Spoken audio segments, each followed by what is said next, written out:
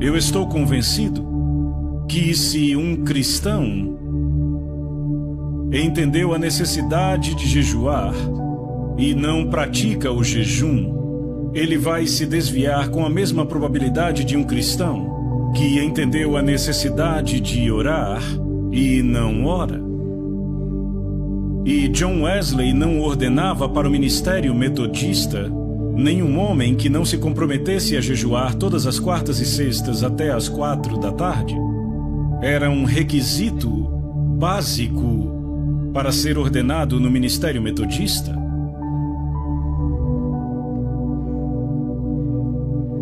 Você pode dizer, bem, qual é o propósito de jejuar? É só para tornar a vida mais difícil para mim? Para me negar o prazer? Minha resposta seria não. Sem dúvida há inúmeros propósitos, mas eu vou tratar apenas de um. Qual seja, é uma forma apontada por Deus para nos humilharmos. E eu vou mostrar isso a vocês de forma muito clara na Bíblia. Veja a maior e mais específica barreira para obtermos resposta às nossas orações. É o orgulho. E qualquer coisa que possa retirar esta barreira do nosso caminho vai facilitar a resposta à nossa oração. Nesses últimos dias, Deus vem pessoalmente falando comigo sobre o terrível perigo do orgulho. E Ruth, a minha esposa, pegou um livrinho que ela tem, mas que, na verdade, não prestávamos muita atenção, de Andrew Murray, que é um dos pregadores da geração passada que continua alimentando o povo de Deus hoje. Quantos aqui já leram algum livro do Andrew Murray? Bastante gente aqui, isso é muito bom. Eu não sei quem conhece o livro, no original o título é A Humildade do Nosso Senhor. Ele vem sendo republicado com um título mais simples, eu acho que ficou só Humildade. E eu o li algumas semanas atrás. E ele realmente falou comigo profundamente sobre a minha própria vida. Eu já odeio o orgulho há anos, mas eu obtive uma nova visão do quão perverso e do quão maligno o orgulho é, e de como ele nos afasta de todas as bênçãos que Deus tem para nós. Essa mensagem vai por toda a Bíblia. É uma verdade universal. Ela não foi demonstrada primeiramente na Terra. Sabe, a primeira demonstração do mal do orgulho? Qual foi o primeiro pecado da história do universo? Me digam. Orgulho, sim, quem cometeu o pecado? Lúcifer, isso mesmo, um anjo, no céu. E se aquele orgulho, se o pecado do orgulho pôde ser cometido no céu, fazendo com que um anjo perdesse o seu lugar, quanto mais suscetíveis estamos ao pecado do orgulho devido à natureza pecaminosa nesta terra. Eu vou dar aqui 3 passagens da Bíblia que tratam de orgulho e de humildade. A primeira fica em Lucas 14, versículo 11. E é o final de uma parábola onde Jesus explica como agir quando se é convidado a um banquete, em Lucas 14. E sabe, nós somos convidados para banquetes hoje em dia, às vezes. Eu fui convidado para um ontem. E Jesus disse, ele era tão prático. Ele sempre dava ilustrações muito simples. Primeiro, eu quero dizer que Deus nunca disse que ele vai nos humilhar. Ele sempre nos diz para nos humilharmos. Eu digo às pessoas, Deus podia te humilhar, mas só você pode se fazer humilde. Não ore, Deus me torne humilde. Porque essa não é uma oração bíblica e, além do mais, provavelmente você se arrependerá dos resultados desta oração. Algumas semanas ou meses depois, quando você se encontrar na situação mais humilhante e perguntar, Deus, como eu vim parar aqui? Bem, você orou.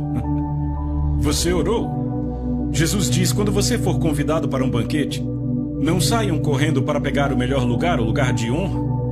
Porque você será envergonhado quando alguém chegar e disser, é o orador que senta aqui. Você arranje um lugar naquele canto ali. Jesus disse, quando chegarem, peguem o lugar mais inferior.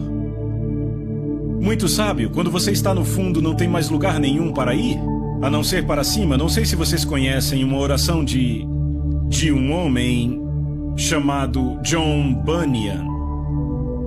Eu trago isso há anos. Ele diz, Aquele que está embaixo não teme nenhuma queda. O que se humilha não teme nenhum orgulho. Aquele que é humilde sempre terá Deus como seu guia. Veja, quando você está no chão, está seguro. Não dá para ir mais para baixo. Muito raramente eu ministro em reuniões públicas grandes como esta, sem antes tomar meu lugar de rosto no chão, de joelhos diante do Senhor. E eu digo a vocês, antes desses encontros, Ruth e eu ficamos assim por muito tempo. É ali que eu me sinto realmente seguro, lá no chão. Então Jesus disse no fim da parábola: se você não quer ser envergonhado, evite a situação. Não vá sentar na melhor mesa. Sente no lugar mais inferior e só terá um lugar para ir para cima. E ele resume tudo nestas palavras em Lucas 14:11. Pois todo aquele que se exalta será humilhado, mas aquele que se humilha será exaltado. Isto é universal, ou seja, se aplica no universo, aplica-se no céu e se aplica na terra. A grande demonstração dessa verdade está em Lúcifer e em Jesus. Lúcifer foi um ser criado por Deus, mas ele buscou a igualdade com Deus, escorregou e caiu. Jesus tinha igualdade com Deus, ele se humilhou até mesmo à morte, morte de cruz. E a Bíblia diz que Deus o exaltou grandemente. Diz em Filipenses 2:9, desta forma, Deus o exaltou sobremaneira. Por que Deus o exaltou? Porque ele se humilhou, e todo aquele que se humilhar será exaltado. Eu posso prometer a vocês exaltação se vocês se humilharem. Não há nenhuma exceção. Eu tenho uma série de mensagens com este título: O caminho para cima fica embaixo. Quanto mais para baixo você vai, mais você acaba em cima. Não há nenhuma exceção para isto. Mas eu quero falar sobre a humildade como uma condição essencial para uma oração eficaz. E eu quero pegar algumas declarações para provar isto. Vamos começar em Tiago capítulo 4, versículo 10 e mais duas passagens que leremos. Tiago 4:10. Humilhem-se diante do Senhor e Ele os exaltará. Notem que ele diz humilhem-se, não diz ao Senhor para fazê-lo. É você que faz. Deus é que exalta se você se humilha. E uma passagem muito semelhante em 1 Pedro, capítulo 5, eu e Ruth proclamamos esta antes da mensagem passada. Verso 6, portanto, humilhem-se debaixo da poderosa mão de Deus para que Ele em tempo oportuno os exalte. O verso anterior diz, Deus resiste aos soberbos, mas dá graça aos humildes. Então, se você vai até Deus em oração com o seu orgulho, Deus estará te resistindo. E adivinha quem empurra com mais força? Você não pode se aproximar de Deus em orgulho. Lá em Salmos diz que o Senhor conhece os orgulhosos de longe, e Ele os mantém longe. Não há acesso a Deus com orgulho. Então, qualquer coisa que nos permite nos humilharmos é uma bênção que não tem preço, mesmo que não seja muito agradável na hora. E uma das formas bíblicas apontadas para nos humilharmos é jejuando. E eu vou mostrar isso direto da Bíblia. Eu quero começar com uma declaração de Davi. Uma declaração muito simples.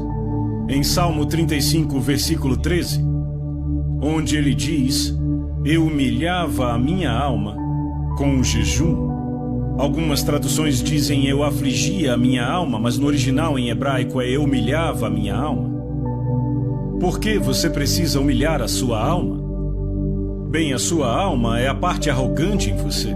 É a parte autocentrada, é a parte egoísta.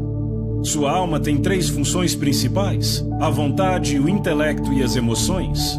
E ela expressa isso nas seguintes frases: eu quero, eu acho, eu sinto.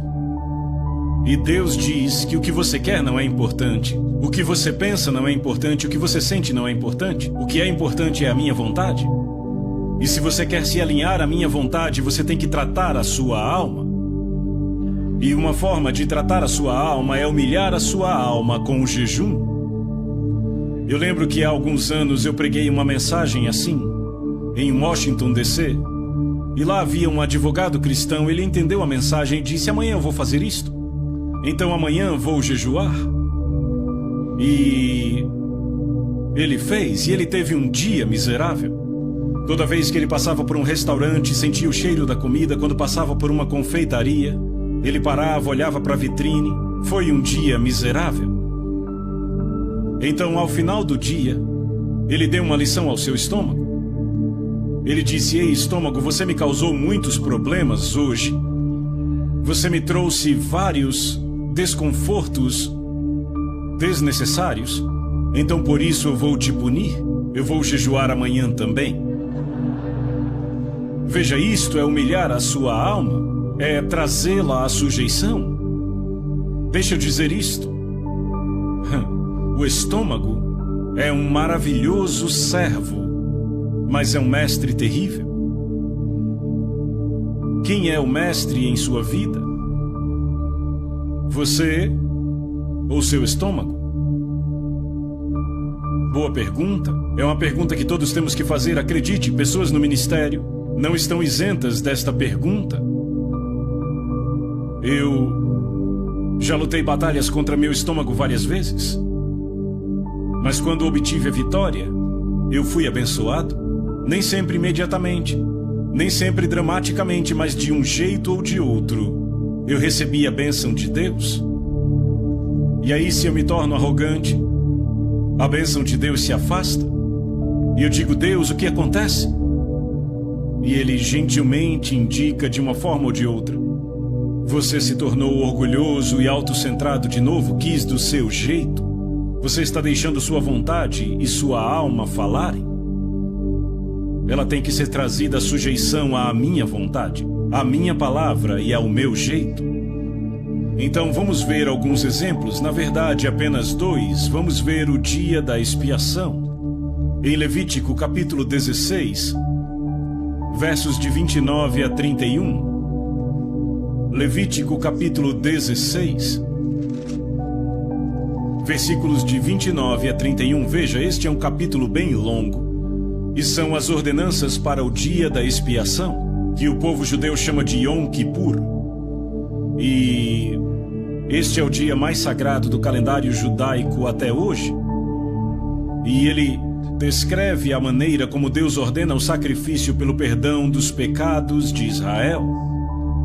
E tudo dependia daquele sacrifício, todo o futuro e destino daquela nação dependia do sacrifício. Mas no meio da descrição do sacrifício, Deus também requer uma resposta do seu povo. E a resposta que ele requer é que eles afligiriam suas almas. Esta é a tradução comum. Mas a palavra traduzida como afligir é mais frequentemente encontrada como humilhar. Então Deus requer que o seu povo humilhe suas almas. E esta é uma verdade muito significante. O sacrifício era algo que eles não conseguiam organizar. Estava fora da capacidade deles de prover, vinha inteiramente da graça de Deus, mas eles não podiam se beneficiar do sacrifício, a não ser que atendessem às condições de Deus e humilhassem suas almas. E também serve para nós cristãos. O sacrifício de Jesus na cruz é completo, perfeito, não podemos adicionar nada a ele. Não podemos tirar nada dele, mas se queremos nos beneficiarmos dele, temos que atender às condições de Deus, assim como foi com Israel. E esta foi a condição que Deus determinou. Versos 29 em diante de Levítico 16. Isso vos será por estatuto perpétuo. No 7º mês, aos 10 dias do mês, afligireis a vossa alma. E nenhuma obra fareis, nem o natural, nem o estrangeiro que peregrina entre vós. Porque naquele dia o sacerdote fará expiação por vós, para purificar-vos, e sereis purificados de todos os vossos pecados perante o Senhor. É sábado de descanso solene para vós outros, e afligireis a vossa alma. É estatuto perpétuo. Agora, o povo judeu sempre entendeu muito bem, e com bastante precisão, que a frase afligireis a vossa alma significa jejuar. ficar sem comida de fato e de verdade. Naquele dia normalmente ficavam sem comida, nem bebida. A propósito, deixa eu definir jejum para que possamos avançar. Minha definição de jejum é se abster de comida para propósitos espirituais. Frequentemente também de bebidas, mas, falando de forma geral, não é. E se você se abstém de líquido, cabe a você decidir. Mas o que eu quero apontar aqui é que era requerido a Israel humilhar a sua alma para receber o benefício do sacrifício feito em seu favor. E o povo judeu, por cerca de 3.400 anos, sempre soube que humilhar sua alma significava jejuar. Na verdade, esta é uma prática que não foi quebrada na história desde os tempos de Moisés até hoje. No dia da expiação, eles afligem suas almas, jejuando. E no Novo Testamento, em Atos capítulo 27, versículo 9, este dia é chamado Dia do Jejum, que é a confirmação no Novo Testamento do entendimento de que afligir nossas almas é jejuar, é trazer nossas almas à sujeição, é não permitir que nossa alma dite algo para nós ou para Deus, é nos submetermos a Deus. E eu reforço meu ponto com uma conversa que Deus teve com a terra, quando Ele nos comunica que a resposta que Ele quer de nós, da mensagem da graça, é apresentarmos nosso corpo. Não é algo lá em cima, voando no etéreo. É algo bem aqui embaixo na terra, prático. E quando Deus diz, eu quero que vocês se humilhem, uma forma, e de jeito nenhum é a única forma, uma forma, é jejuando. E então lemos a respeito do retorno dos exilados, depois do cativeiro da Babilônia, em Esdras capítulo 8. Esdras recebeu a tarefa de liderar um grupo de exilados da Babilônia até Jerusalém. Era uma jornada de 4 meses. Naqueles dias, e tinham que passar por um território onde havia bandidos, ladrões e inimigos de Israel. E Esdras tinha consigo não apenas mulheres e crianças, como também os mais preciosos vasos do templo para levar de volta. A questão era como ele conseguiria uma passagem segura. E aqui está a solução de Esdras. Vamos ler em Esdras 8, começando do versículo 21. Então apregoei ali um jejum junto ao rio Ahava, para nos humilharmos perante o nosso Senhor, para lhe pedirmos jornada feliz para nós, para nossos filhos e para tudo o que era nosso. Como foi que eles se humilharam? Apregoaram um jejum, veja, era um jejum público para todo o povo de Deus. E então ele vem com esta afirmação bem interessante, porque tive vergonha de pedir ao rei, exército e cavaleiros, para nos defenderem do inimigo no caminho, porquanto já havíamos falado com o rei, dizendo a ele, a boa mão do nosso Deus é sobre todos os que o buscam para o bem deles, mas a sua força e a sua ira contra todos os que o abandonam. Vejam, Esdras se colocou em um lugar pelo seu testemunho, no qual ele tinha que provar aquilo que ele havia dito. Ele disse ao rei, o nosso Deus é o Deus Todo-Poderoso, é o Deus dos céus, ele nos protege. E então ele recebeu a tarefa de levar aqueles exilados de volta numa situação muito perigosa. E ele diz, eu poderia ter ido ao rei e pedido uma escolta, soldados e cavaleiros, mas como isso se encaixaria na minha afirmação que Deus protege o seu povo? Frequentemente acontece conosco, testemunhamos e temos que viver do nosso testemunho. E então ele disse, eu não escolhi o caminho carnal, eu não escolhi o caminho do mundo, eu escolhi o caminho espiritual. Buscar a proteção de Deus não com soldados e cavaleiros, mas jejuando, humilhando-nos diante de Deus, invocando sua proteção. Você lê essa história, mas ele conclui no versículo seguinte, nós, pois, jejuamos e pedimos isto ao nosso Deus, e ele respondeu a nossa oração. E você lê o resto da história, eles passaram em segurança, sem nenhuma perda, nenhum acidente. E em muitas situações, somos confrontados com duas alternativas, tomaremos o caminho carnal ou tomaremos o caminho espiritual.